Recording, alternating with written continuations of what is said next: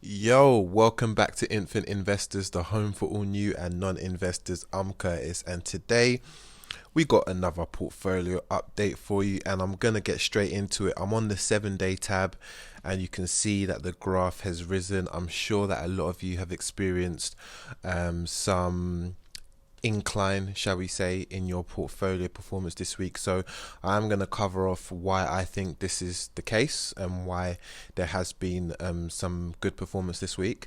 But I'm also going to give you a bit more insight into sort of my strategy. I've been getting a lot of questions in the DMs, even on email, within the community, which is great. I think questions are really, really good, and it's made me think about just kind of re-communicating, my strategy to an extent, so that you guys know my train of thought in my decisions. Obviously, this is not meant to influence you and tell you how to do, but what it's meant to do is to influence you to creating your own and developing your own strategy, so you are confident in making the right decisions when there are big shifts, either positive or negative, within your portfolio. I'm going to talk about dividends, which I've received. I'm also going to be talking about REITs specifically, and I'm going to be talking about gold as well. So if you want to know more, please like, please comment, please subscribe. On a mission to get to 2,500 subscribers and get the world of investing out to more people in a clear, simple and transparent manner. But first, let's get straight into this. So in the last portfolio update last week, my balance all in all between the two accounts was 15,466 some change. It's now sitting at 1690 between the two accounts. Obviously I haven't invested this week because all of my round of invested was last week, so I'm up about £624 and some change just in the last 5 market trading days. And that is obviously I would argue to say my biggest jump since I started investing with free trade in December 2018. I would say that's probably my biggest single weekly performance. So I have lost more in a week. I've definitely lost more in a week, but I don't know if I've gained more in a week. So it'll be interesting if I look back and go and see. But I think there's a few primary reasons as to why that potentially is the case. Now, the first thing I want to talk to you about is the ECB, the European Central Bank Monetary Policy. So they've produced a monetary policy, which is basically their policy, their strategy on what they're going to do for countries and banks within Europe. And it outlines quite a few different points. There's obviously, I think there's like a video and it's about a couple of hours long. It outlines loads of different points, but I'm just going to give you a short synopsis. Is that one of the key sort of takeaways from it is that their policy should stimulate a lot more lending. And it means also that banks should be able to borrow money from the central bank at a cheaper rate, and therefore they should obviously make a better return when they do that. That's one of the stipulations, but there's a few other things as well that's within there. So if you want to go read that, I'll put links in the description, but I don't think it's the most riveting thing you'll watch this week, to be honest. But what I will say is that European monetary policy, I definitely think has had an impact on the financial services sectors. We know that a lot of the investments that we have in the UK, actually, the majority of their investments come from foreign investors, institutions within Europe as well. People like Aviva, Legal and General. I did a video a few months back where, I kind of showed that a lot of these investments actually aren't domiciled within the UK, and so they are interlinked and heavily affected by European monetary policy. So we've seen, Legal and General for me now is all of a sudden gone into the green, which is good. Because I continued buying. I didn't buy always heavily, but I did continue buying. Aviva, you can see in the 7 days, you can see the way that's kind of shot up. If you look at the month graph, that kind of shows you quite clearly. Again, Legal and General on the month graph and Legal and General on the 7-day graph. Legal and General, as I always said, their fundamentals is by my rationale is outstanding. By my criteria, they've had a fantastic performance. The stock has just been doing terrible, primarily due to what's been going on with trade war and the recession potential and all of that other stuff, Brexit, etc., etc. So it's good to see that actually, Obviously, this is not rising based off their fundamentals. I don't believe it's rising a bit about some of the other stuff I'm going to talk to you about, as well as the ECB monetary policy. But at least it's rising, which is a good thing.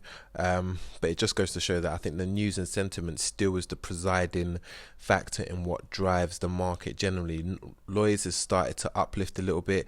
If we scroll down to Barclays, I'm now in profit. Barclays, I mean, it's 40p profit, but it's still like you can see the month curve, the way it's just kind of gone up. You can see the 7 days curve, the way it's gone up about 12% in the last 7 days. And you can see how the stocks are rising. CYBGR was down 40%. You can see that tank in the monthly graph, the monthly view here. And then obviously in the 7-day view, you can see the way it's risen over 13% as well. So a lot of the banks have started to rise. I think partly as well, and I don't have a way to actually fully validate this, but I still partially believe that the fact that PPI has ended is also part of the reason, just because now I think institutions or people that invest in banks know that they shouldn't really receive a headline to say, okay, CYBG has another 500 million to pay out, or Lloyds has another 3 billion to pay out. So because of that, I think people are more confident in the banking sector now that this is over. So I think that personally has something to do with it as well. The other factor that has a lot to do with it is that Trump made 2 remarks this week, and Trump's tweets hold a lot of weight from a monetary standpoint, as we've seen this whole year, but usually it's on the negative side. Finally, he said something that's actually had a positive impact to my pockets, and what he basically said is twofold. The very first thing that he mentioned is that he would, as a goodwill gesture, push back the levies of the 250 billion additional goods trade tariffs on China, etc., back by a couple of weeks. I think from the 1st of October to the 15th of October.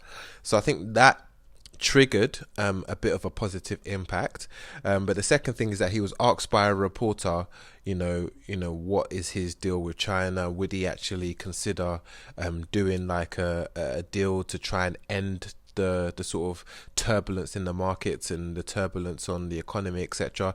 I mentioned to you in the last video that 10,000 jobs were lost, and those companies directly stated that because of the trade war, those are the reasons why they gave up those employees. So that's obviously a significant thing. So he was asked about that, and he said that he would consider an interim deal.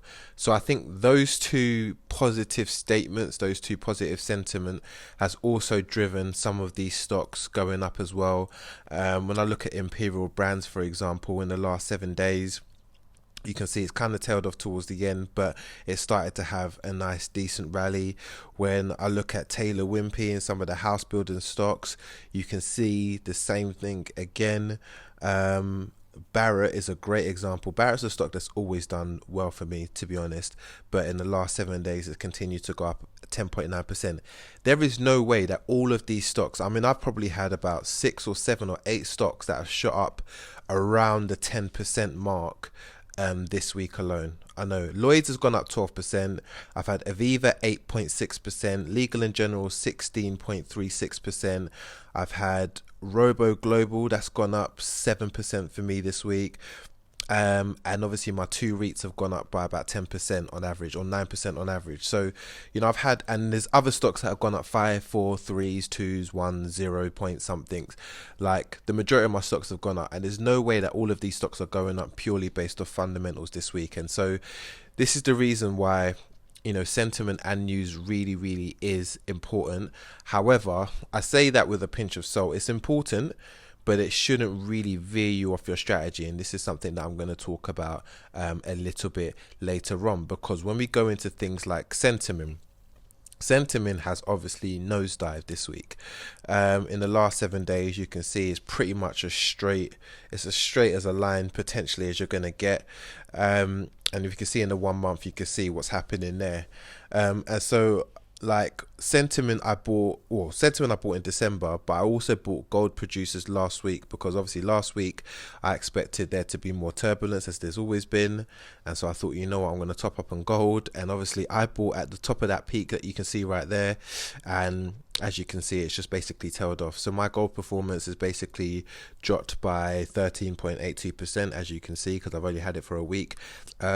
and sentiment has dropped for about 19.33%. So again, the percentages that I'm quoting to you is the percentages the last time I invested. Now, I was asked a question on the community by David. Big shout out to David. He's very active in the community.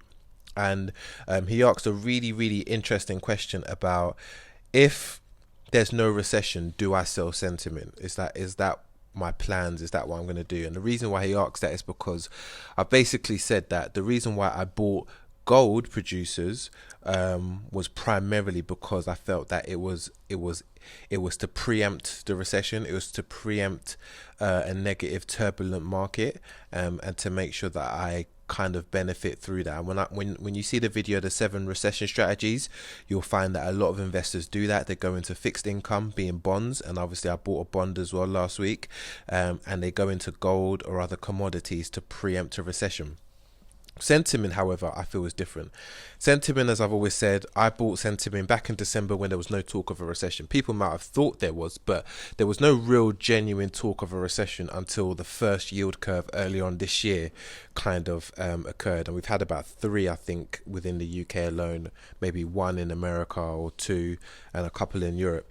Now, one, sentiment is a company, it's an organization, and based off that means they have a balance sheet, they have assets, they have debt, they have a PEG ratio, they can be valued, and obviously the rise in sentiment, if you look at the graph, the rise in sentiment most recently has been predominantly due to the turbulence within the market.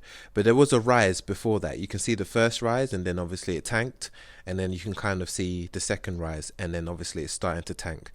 I think that's going to be a cyclical thing. I think it will tank, and I think it will continue to rise and tank, rise and tank, rise and tank. I think it rises, one, because the companies are genuinely a good company, but predominantly because of the market sentiment. And then I think it falls, not because it's a bad company, but only because of the market sentiment. And to be honest, a recession is going to come. I think a recession is still definitely going to be hitting us, whether it hits us in the next month when the next update is, or whether it hits us, at some point during the next year. I think it's still going to come. So I will still benefit. And this for me is what I would class as potentially then a buying opportunity. It's now dropped again.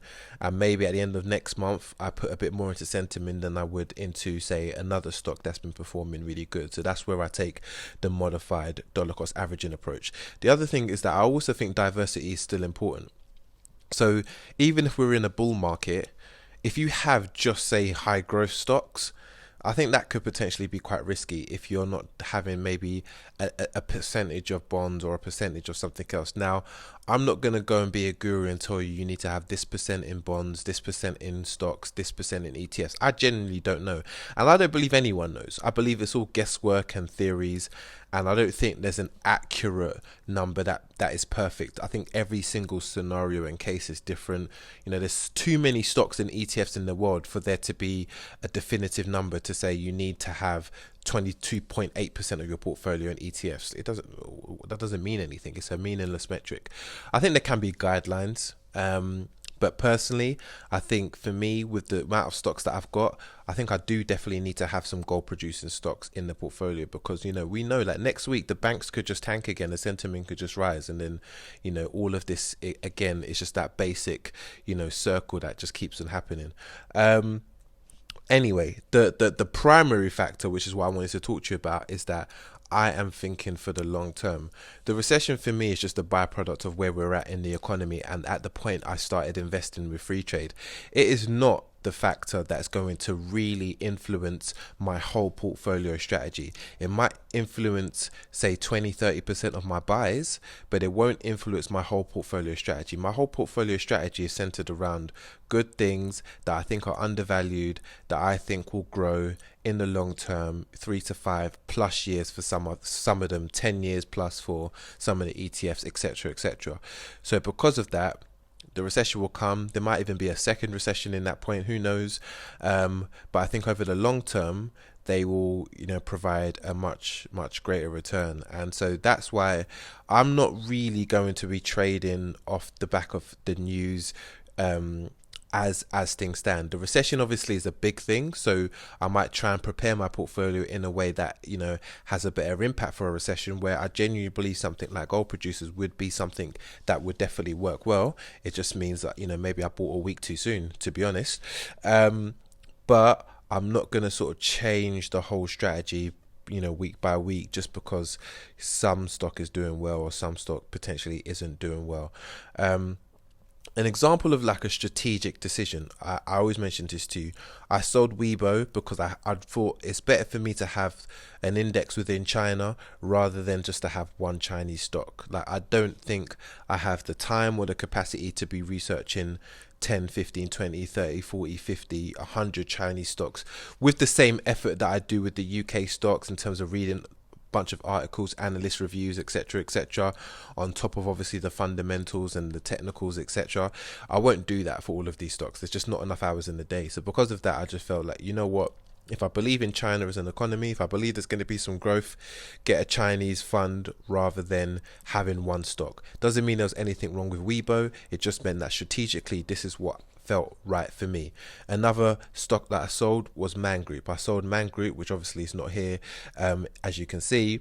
But I sold Man Group because I was invested in a fund that invests in loads of other funds. And when it was falling, it was very, very difficult for me to pinpoint where the issues were that was causing it to fund and causing it to drop, and was causing its fluctuation. So because of that, I decided that, you know what, because I can't really work out what the problems are, I don't mind that there is a problem, but I couldn't work out what it was. That for me is a space of where I'm not that comfortable in terms of my risk tolerance. So I don't mind investing in stocks that fall, but at least I need to invest in stocks that I can pinpoint the reason why they fell, so I can learn from that in the future. So that was one of the reasons why Man Group came out of my portfolio. Those for me are like strategic decisions to get rid of a stock. It's not, the stock has hit £1.20, so I'm going to get rid of it. No, I don't sell based off price action, because that for me is more of a trader's mentality. Let me give you another example. Strategically, I've got 24 stocks between the two accounts now, 22 here and 2 in the other account. And one thing I want to do is I plan to sell 1 or 2 of the banks. So I've got 3 banks, being Lloyds, as you can see here. I've got Barclays and I've got CYBG, as you guys know. I bought these stocks at a time where Free Trade had only 300 stocks on their platform. I wanted to have 10 stocks because I wanted to dollar cost average £1,000 a month, and I wanted to do £100 in each stock. And when I did the research on the 300 stocks, these 10 stocks that I bought just felt like the best ones. And I didn't really care that there was 3 in banking, 2 in insurance, 2 house builders, etc. They just felt like the best ones for my criteria. Now that I've been investing longer, I've seen that actually when you look at the pattern of Legal & General and Aviva, they seem to be so identical, you know, week in, week out. Because they seem to be identical, even though the fundamentals for Legal & General is a little bit better, I would say, it doesn't seem to have a material impact or difference in terms of their dividend percentage or like some of the capital gains behavior that it exhibits. Similarly with Lloyds and Barclays, I tend to think that both of them have quite a similar performance as well. CYBG tends to have a much different performance compared to Lloyds or Barclays. So if I was to think of getting rid of one, it probably would be to keep CYBG and then get rid of one of Lloyds or Barclays, just because they have a similar performance. Maybe get rid of Barclays and keep Lloyds. I don't know. I haven't made that decision yet. I haven't made that choice. Similarly with Aviva Legal General, potentially get rid of one of those.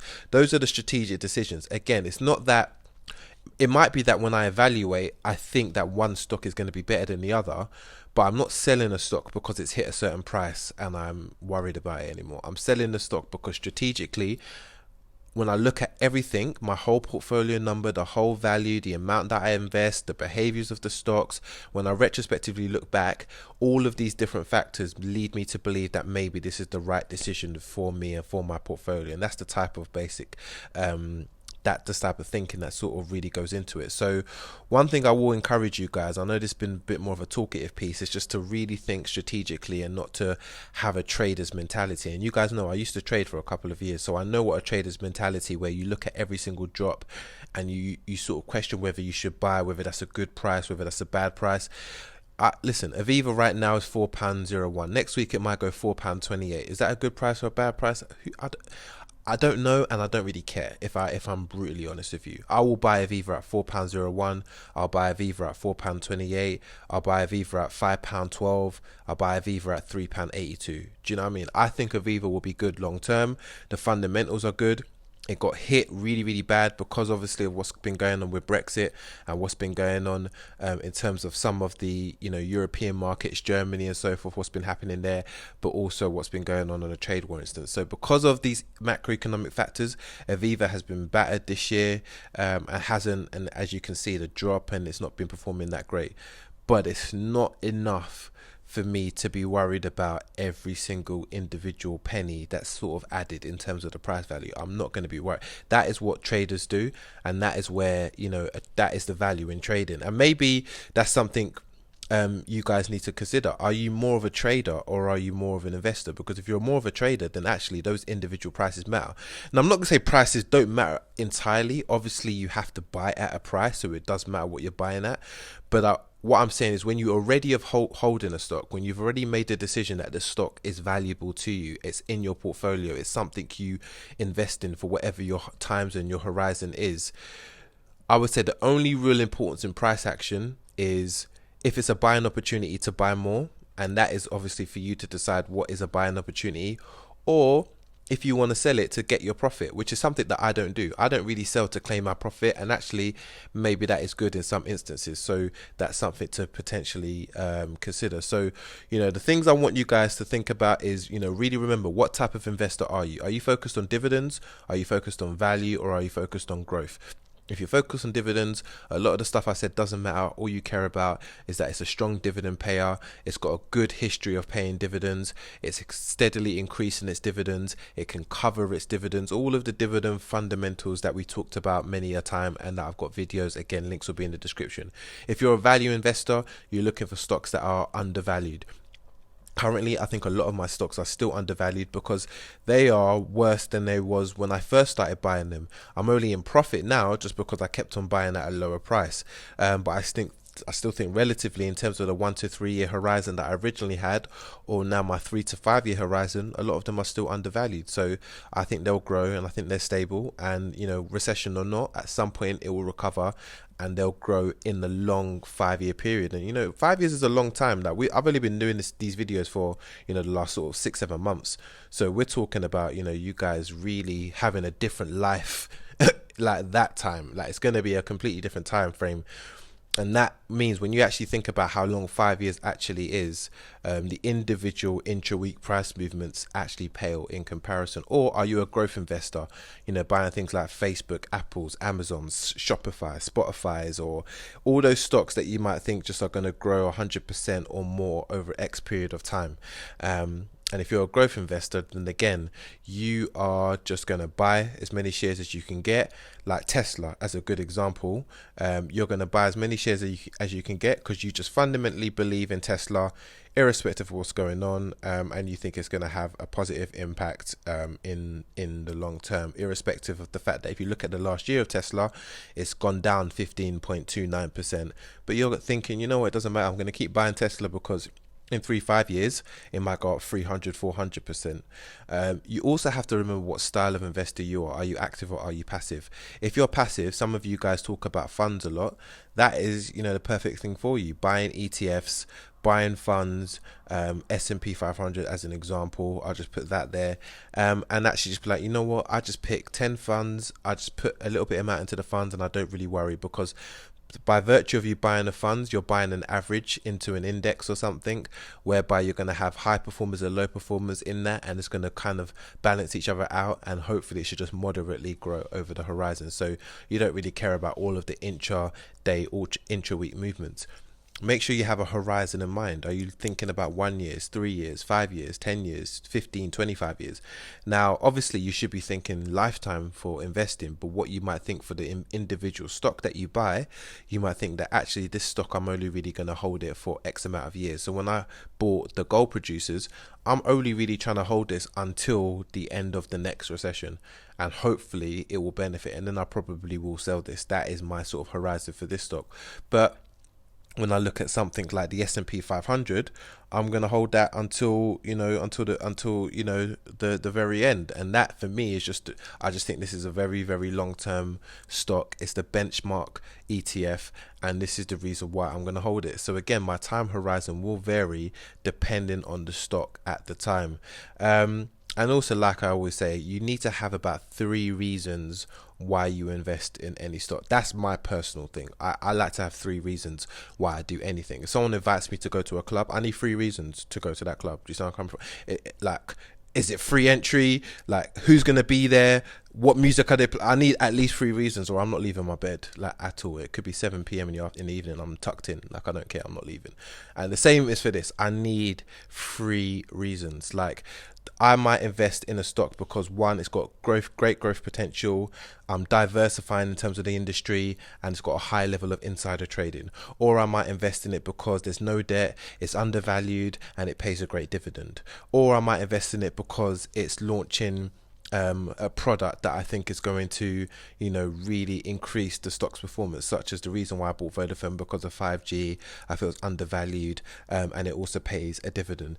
That for me means that at least if you have 3 solid reasons, you're more likely to scrutinize the stock in a bit more detail. And I think you're more likely going to pick better stocks. If you have purely 1 reason, I don't think. I think basically the more reasons you have is the less chance of failure. Because if you have more good reasons, strong reasons, then I think you've fully analyzed the stock, or at least you've analyzed it to a degree that actually ensures you against any sort of risk. Where if I only invested in Vodafone because of 5G and I didn't care about its balance sheet, I didn't care about the dividends, I didn't care about whether it's undervalued or not, etc., etc., then the 5G thing might not pan out so well, or one of its competitors might be better in 5G, or they might decide actually we're going to delay it a year. So now the performance tanks, and I put all my hopes into 1 factor, which wouldn't be wise to do. So I always try and have at least 3 factors before I buy any stock. And when I buy these stocks, I always tell you what my factors are. If you are thinking, stocks have now gone up so much this week, I can't buy any stocks. I dollar cost average. So a lot of the times I've bought stocks more when they're higher prices, but I also buy stocks when they're at lower prices. It all depends. When we're talking about things like what is a buying opportunity, I think a buying opportunity can vary from person to person. But it can be, for me personally, it's something in the region of, say, a 10 to 15%. So when I look at CYBG right now being 30% down for me, that for me is what I would consider a strong, definite buying opportunity, unless I see something fundamentally wrong with the business. Now, what I might do in some instances is just hold. I might not actually buy at all, just because the markets might be just literally taking money out. There was a video that I did recently whereby I put £500 in, I think it was on a Monday, just my normal round of investing, or I think maybe it was another interim round.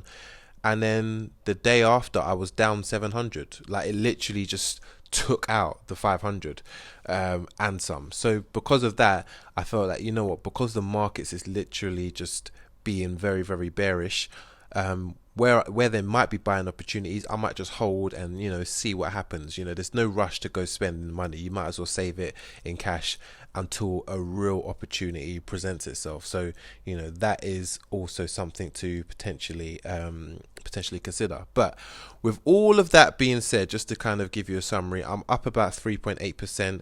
It's about a healthy split between dividends and capital gain. I think 1.9% dividends, 1.8% capital gains.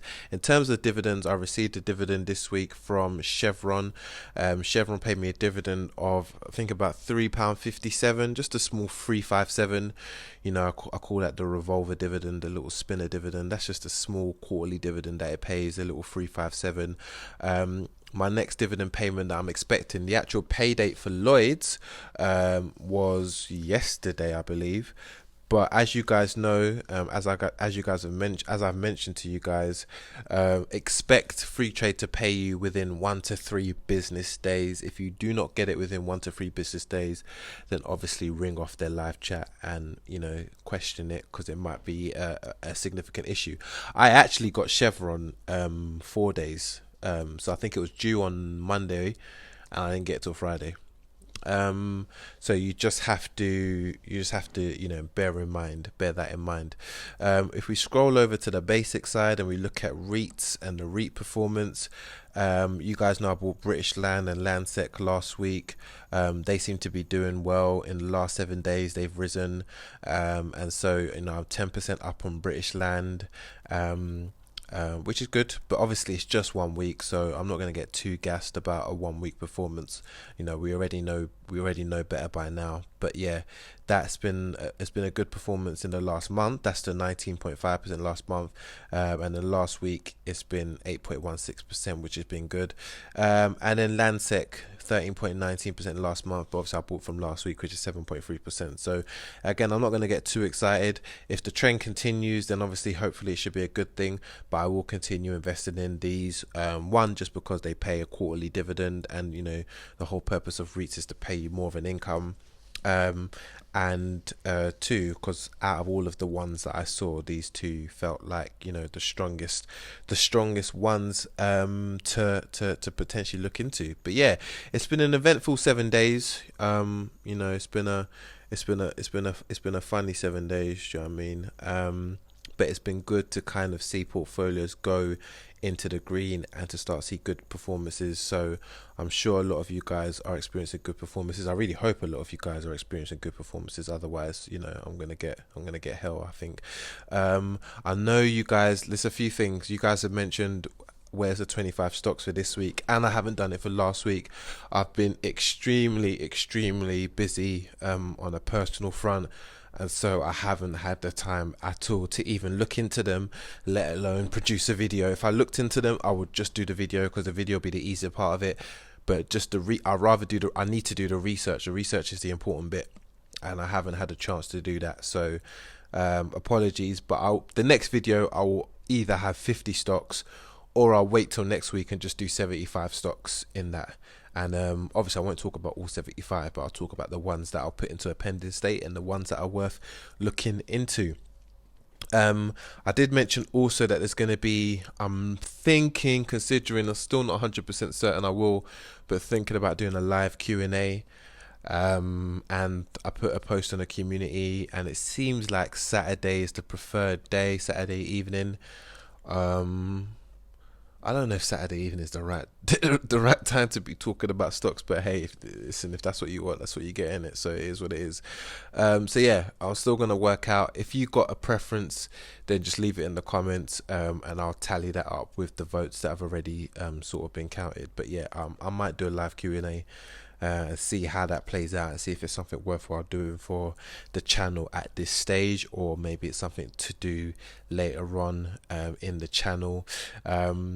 I've received a question about the S&P 500. I seem to get this question so much. If there's any question that I've got the most, besides when are you going to show your face on camera, that's been one question, or sometimes that's converted to a statement: show your face. It's like, okay, boss.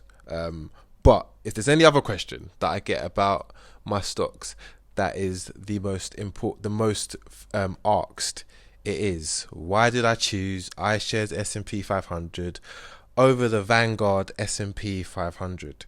I get asked this question at least 3 times a week, at least.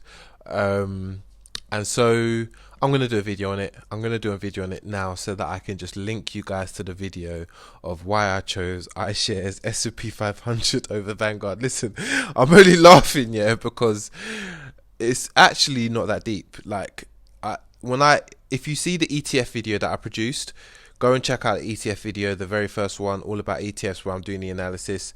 They're so similar. It's unreal. They're actually so similar.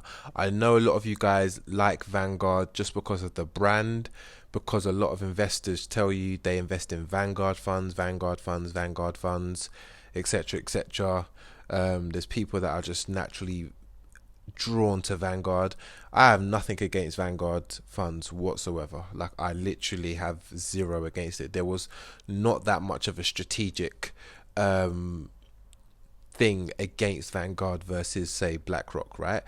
But for me, I think it was a very, very is a very, very difficult decision, in the sense that, actually, it wasn't even a difficult decision. That's the wrong word I'm trying to think of. What I'm basically saying is that, like, there wasn't that much to split between them.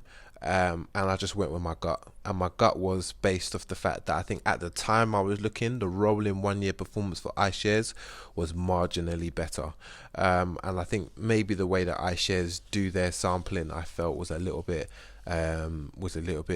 you know, had more potential for a better performance, I think. But I'll do a proper video. That's just a kind of a high level analysis. I'm going to do a proper video on it, and hopefully, you know, that's going to be very, very clear as to why I chose the S&P 500, S&P 500 iShares versus that. So keep an eye out for those videos. Listen, again, apologies for the videos I haven't produced yet this week. It's just been a very, very busy week. Hope you guys can understand. But I will be back with more videos on a lot more topics in the next coming. I'm gonna say next coming weeks. I'm not gonna say the next week, because the stuff that's taking up my time is still taking up my time, but you know, we shall see. Hopefully I can get a few more videos out and keep you guys abreast of what's going on. Hope you found this video useful. If you did, please like, please comment, please subscribe. Listen, if I didn't cover off anything in this video because you might have been wanting to know anything about some individual specific stock that I hold, just slap it in the comments, and 100% I'll respond. I always respond to the comments. That is going to be something that doesn't get forgotten, so I will respond. So just put it in the comments if something I've missed. Other than that, take care, have a good weekend, and I'll catch you next time with another investment video. Peace.